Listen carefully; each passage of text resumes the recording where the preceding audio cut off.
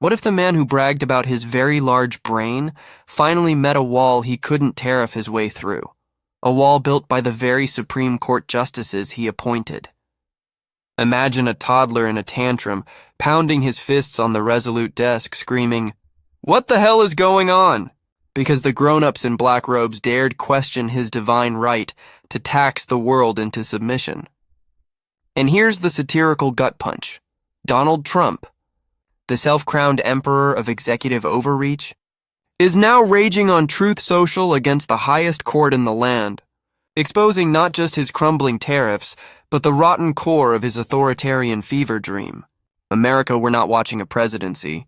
We're witnessing a meltdown where hubris collides with the Constitution like a golf cart into a sand trap. Buckle up for this long-form roast of Trump 2.0, where the stable genius unravels faster than a cheap tie at a Mar-a-Lago windstorm.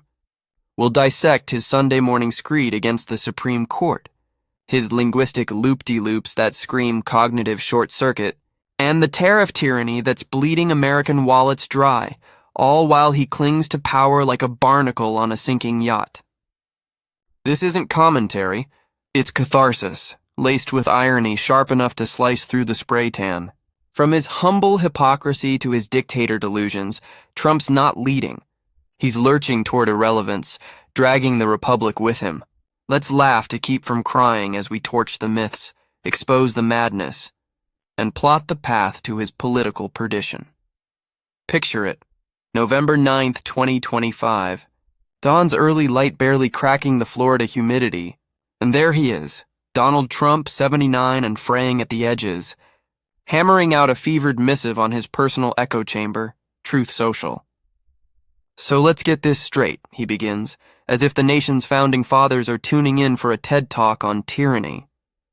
The President of the United States is allowed, and fully approved by Congress, to stop all trade with a foreign country, which is far more onerous than a tariff. We can license a foreign country, but is not allowed to put a simple tariff on a foreign country, even for purposes of national security. That is not what our great founders had in mind. The whole thing is ridiculous. Other countries can tariff us, but we can't tariff them? It is their dream. Businesses are pouring into the USA only because of tariffs. Has the United States Supreme Court not been told this? What the hell is going on?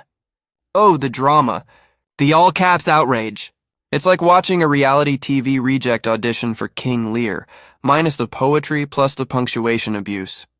Trump, who once floated attending the oral arguments himself only to chicken out lest he distract from his own genius, now treats the Supreme Court like a disobedient intern who forgot his Diet Coke. This isn't statesmanship. It's a senatorial hissy fit from a man whose idea of diplomacy is tweeting threats at allies. And the irony? His own appointees, Neil Gorsuch, Coney, Barrett, were among the skeptics grilling his Solicitor General like a steak at a Trump steakhouse. Gorsuch, that libertarian lion Trump bragged about nominating, practically eviscerated the argument that IEPA, the 1977 International Emergency Economic Powers Act, grants tariff carte blanche, warning it could let the president abdicate all responsibility to Congress on everything from trade to war. Barrett? She poked holes in the regulation not taxation dodge. Her questions landing like polite judicial jabs to the ego, satirical spotlight, Trump's very large brain. His words, not ours, conjures a constitutional fever dream where the founders, those powdered wig pragmatists, envisioned a chief executive slapping 39% duties on Swiss watches. Yes, even surplus trading Switzerland got the shaft, under the guise of emergencies like trade deficits or fentanyl floods. Newsflash dawn. The Constitution vests taxing power in Congress, not in a golf aficionado's whims. Lower courts already smacked this down. Federal appeals in D.C. ruled IEPA doesn't authorize the power to tax, and even betting markets peg an 80% chance of SCOTUS striking the tariffs.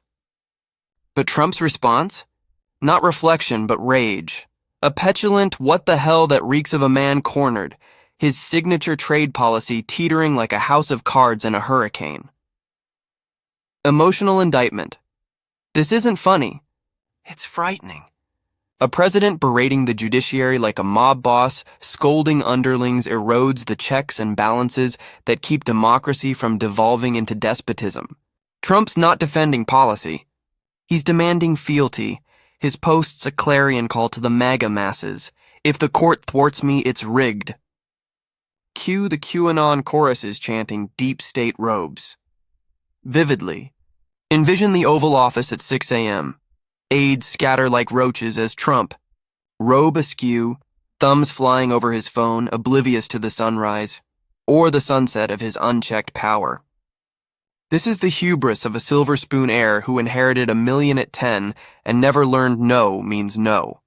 And as the court mulls a ruling that could force $90 billion in refunds, money, already siphoned from importers and passed to consumers like a hot potato of pain, Trump's tantrum, signals the spiral's acceleration. Watch as he says it's going to go quickly. Rewind to April 2nd, 2025, Trump's self-proclaimed Liberation Day, when he strutted into the Rose Garden, chart in hand like a game show host unveiling prizes, to announce tariffs on nearly every country in the world. Reciprocal duties mirroring foreign levies, fentanyl tariffs on China, Canada, Mexico for not stemming the opioid tide, up to 60% on everything from Canadian lumber to Swiss chocolate.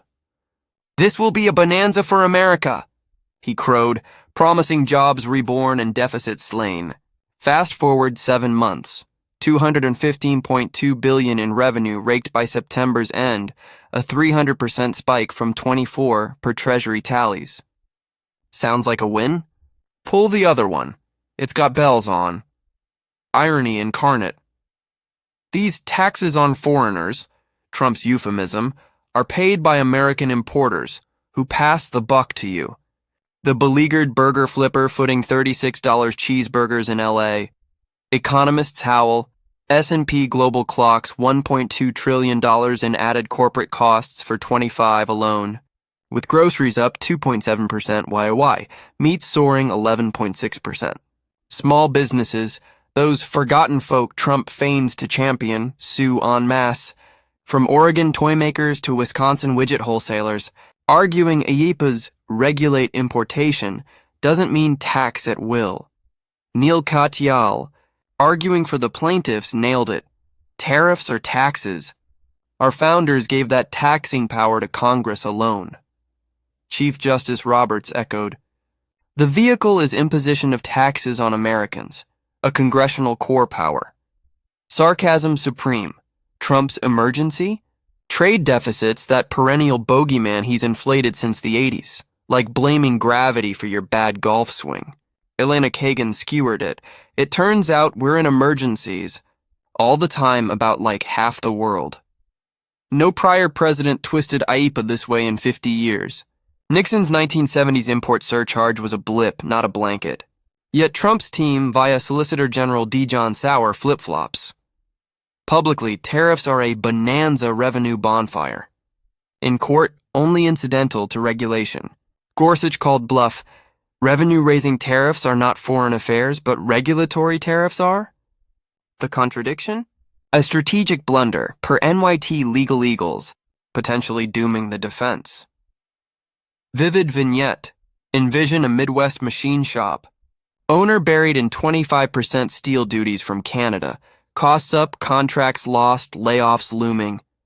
That's Trump's America First, punishing pals like Mexico. Fentanyl tariffs despite joint task forces, while China laughs, rerouting goods through Vietnam at our expense. Global ripple. Allies retaliate, EU eyes 50% on U.S. AG per Reuters, turning liberation to lockdown. Emotional charge, this isn't policy. It's plunder squeezing the sandwich generation, millennials munching 7 eggs, boomers balking at $5 gas, while Trump tees off with Treasury's Scott Bessent, who attended arguments very optimistic despite the grilling. If SCOTUS strikes, likely by summer 26 per insiders, refunds could hit $750 billion, a fiscal fiasco forcing tax hikes or cuts elsewhere. Trump's retort? Game 2 plan, More tariffs under fallback laws like the 1974 Trade Act, but slower, stingier, sans the emergency sleight of hand. The bonanza busts exposing the grift. Rhetorical rally. These aren't tools. They're torments. A trade war where America always loses. Jobs pouring in. Factories flee higher costs per NBER studies. Trump's ruination warnings. Projection from a president whose policies echo Smoot-Hawley, the 1930 tariff debacle that deepened the Depression. Satire demands we dub it Trump's fentanyl fiasco, blaming borders for drugs while his duties jack up Narcan prices. The Brain Trust. Aides whispering Plan B as Besant spins stable revenue. But the real stability? In the court's skepticism, a bulwark against one man's wallet war whims. But the tariffs are mere symptoms. The disease is deeper. Trump's unraveling mind, a very large brain that's more hot air than horsepower. The transcript teases it. This is a tough hurricane, one of the wettest we've ever seen from the standpoint of water. Wettest? Standpoint of water? It's word salad with a side of slosh, the kind of mangled metaphor that plagued his first term, but now hits like a daily deluge. They're coming from prisons. They're coming from jails. They're coming from mental institutions and insane asylums. Immigrants as asylum escapees? Classic confabulation. Blending xenophobia with foggy recall, echoes of his animals' rants, but sloppier, as if the script's faded. Experts, those pesky shrinks compiling longitudinal patterns, flag it. Phonemic paraphasias, starting words wrong. Perseveration, looping phrases like great founders, and grandiosity unchecked. At 79, oldest prez ever, with daddy's Alzheimer's shadow and a diet of Big Macs and Adderall whispers, Trump's not aging gracefully. He's glitching grotesquely. I read a lot. I comprehend extraordinarily well. Probably better than anybody that you've interviewed in a long time. Fumbles the brag, trails into nonsense. Classic MCI masquerading as mastery. Remember the RNC Unity flop? We love Puerto Rico. When I went to the courthouse, which is also a prison in a sense, they signed me in. People were crying. Courthouse prison? Crying crowds? It's a mashup of 2024's Hush Money trial and Hurricane Maria visits. Memory mush served hot. Sarcasm alert. The man who mocked Biden's basement brain now basements his own, slouching through speeches with filler words, multiplying like rabbits. China has total respect for Donald Trump's very, very large brain. Xi Jinping probably respects the golf handicap more. And the gait, that strange shuffle, vascular deficiencies swelling ankles like balloons at a MAGA rally. Neurologists nod. Red flags for vascular dementia. Blockages choking cognition like tariffs choke trade. Vivid dissent. Envision Trump at a 2025 rally, swaying to YMCA for 40 minutes. Silent. Stiff, a metronome of malaise, not the crowd's maestro. Off script, rambling on 8 circles of journalists or windmills locoing whales, confabulations filling memory voids. The humble howler? You're not known to be a humble man. I think I am actually humble. I think I'm much more humble than you would understand. Narcissism's nadir, a Dunning-Kruger delusion where arrogance apes modesty. Emotional fury. This isn't quirks. It's qualifications for the 25th Amendment, a mind unfit for nukes or negotiations yet wielding both like toys. The cover-up? Biannual perfect moquets at Walter Reed. MRIs chasing Alzheimer's shadows, 6 months apart? That's not routine. It's radar for rapid decline. Ronnie Jackson, quack congressman parrots sharper than ever, but leaks whisper, good days, off moments. Signs in the West Wing? Memory aids for the man with no memory, wandering roofs like a lost grandpa. Satire stings. Trump's large brain isn't leading. It's leaking. A tragicomedy where the punchline is our peril, one foggy finger from the button. Beneath the bluster beats a despot's drum. This we had that horrible. Horrible result that we'll never let happen again. The election result. We're never gonna let that happen again. They use CO to cheat. CO? COVID, perhaps, in his mangled memory. But the vow? Crystal. Power once tasted shan't be surrendered. This is the authoritarian ID, unmasked, screaming at SCOTUS like a dad grounding defiant kids. Demanding tariffs as tribute, ties to broader rot. Pam Bondi, Florida AG pick, urged don't release the Epstein files, per whispers. Calls to indict Coney James, enemies list as executive order.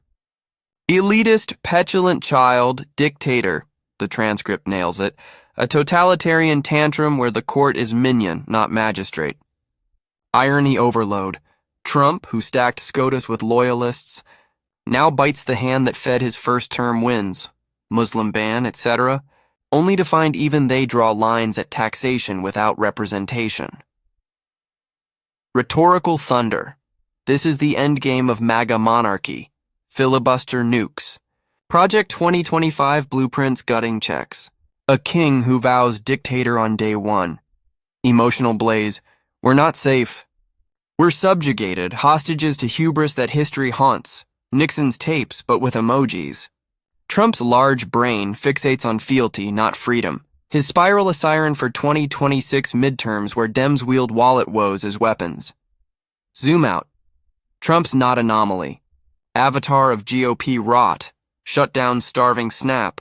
Tariffs tanking take-home pay, all while he golfs amid $4 trillion tax cuts for cronies. Off-year blues. Virginia blue wave, Jersey Dem sweep. Voters rebuking the drunk with power Don. O'Reilly MTG even turn. Normal, they crave. Trump delivers nasty, satirical sweep. From Cov Fief to color bars and oval lulls, it's a circus sans ringmaster. Narcissism nuclear, paranoia pulsing. Contradictions cascade, humble humbug. Unity unraveled, brain bankrupt. As Trump tumbles, Dems dawn, Spanberger's tariff takedowns, Mamdani's affordability assaults, 26 flips on fiscal fire. Emotional uplift. This is reclamation, a republic rising from rage.